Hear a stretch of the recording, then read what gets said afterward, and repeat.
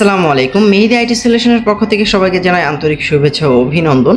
আজকে আলোচনা করব ষষ্ঠ নিয়োগ সুপারিশের যে গণবিজ্ঞপ্তিটা আছে সেটা নিয়ে আলোচনা করব। যারা এনটিআরসিএ তে পূর্বে যাদের পাশ হয়ে আছে কিন্তু তারা এখনও জবের জন্য অ্যাপ্লাই করতে পারেনি, তাদের জন্য গণহারে বিজ্ঞপ্তি দিয়েছে। বিভিন্ন কোটায় লোক নিচ্ছে। বিভিন্ন কোটা বলতে বিভিন্ন প্রতিষ্ঠানে স্কুল, কলেজ, মাদ্রাসা, কারিগরি ও ব্যবসায় ব্যবস্থাপনা বিভাগের যে পদগুলো নেওয়া হয়েছে, এখানে 1,08,022 জন পদে জয়েন করতে পারবেন। তো সেটা নিয়ে আজকে আপনাদের মাঝে আলোচনা করব। তো এখানে দেখতে পাচ্ছেন লেখা আছে 16 জুন 2025 সালে মানে 25 খ্রিস্টাব্দে এই নোটিশটা এসেছে গভর্নমেন্ট থেকে। বলা হয়েছে দেশে বেসরকারি শিক্ষা প্রতিষ্ঠানসমূহের স্কুল, কলেজ, মাদ্রাসা, কারিগরি ও ব্যবসায় ব্যবস্থাপনা প্রবেশ পর্যায়ে এন্ট্রি লেভেল নিম্নবর্ণিত শিক্ষা প্রতিষ্ঠানের শূন্য পদ পূরণের লক্ষ্যে শিক্ষক পদে নিবন্ধন সনদধারী প্রাপ্তদের নিকট থেকে নিম্নলিখিত শর্তে অনলাইন আবেদন অ্যাপ্লিকেশন আহ্বান করা হচ্ছে। মানে যারা ষষ্ঠ নিয়োগের যারা এনটিআরসিএতে পাশ হয়ে আছেন কিন্তু আবেদন করতে পারছিলেন না বা আপনাদের পদ ছিল না, অপেক্ষা করতেছিলেন আপনাদের কবে পদ আসবে, আপনারা কবে আপনার চাকরির জন্য আবেদন করতে পারবেন, সেটা নিয়ে এই ভিডিও মানে এখানে সম্পূর্ণ নোটিশটা দিয়েছে। তো আপনারা কোন কোন পদে কত কত কি এই বিস্তারিত আপনারা দেখতে থাকুন।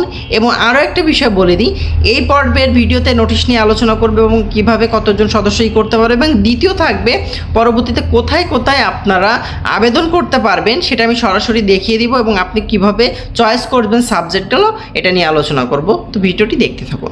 নিয়োগের মধ্যে আপনারা কত টোটাল নিয়োগ আছে, এখানে 1,08,022টা নিয়োগ টোটাল আছে জনের নিয়োগ।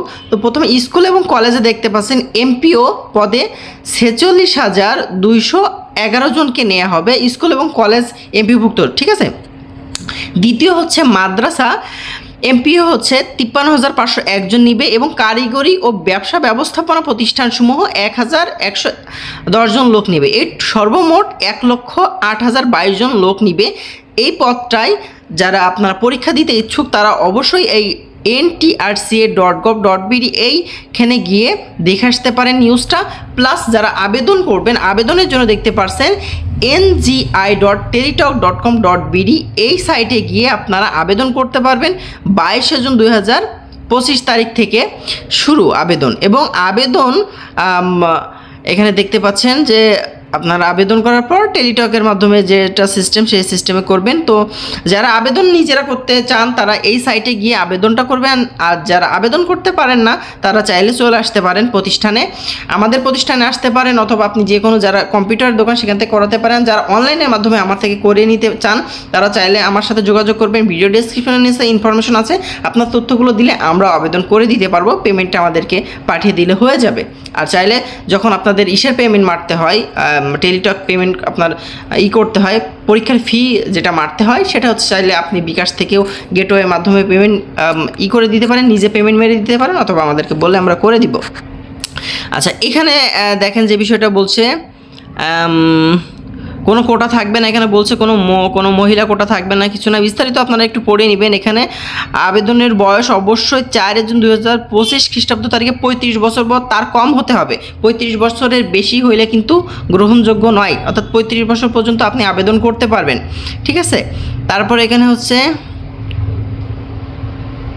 এখানে বলা আছে শিক্ষক নিবন্ধন সনদের মেয়াদ নিবন্ধন পরীক্ষার চূড়ান্ত ফলাফল প্রকাশের তারিখ হতে 3 বছরের মধ্যে হতে হবে, ঠিক আছে।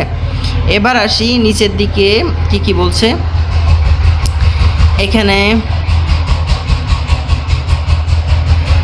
এখানে মোট আপনি 40টি শিক্ষা প্রতিষ্ঠান চয়েস দিতে পারবেন।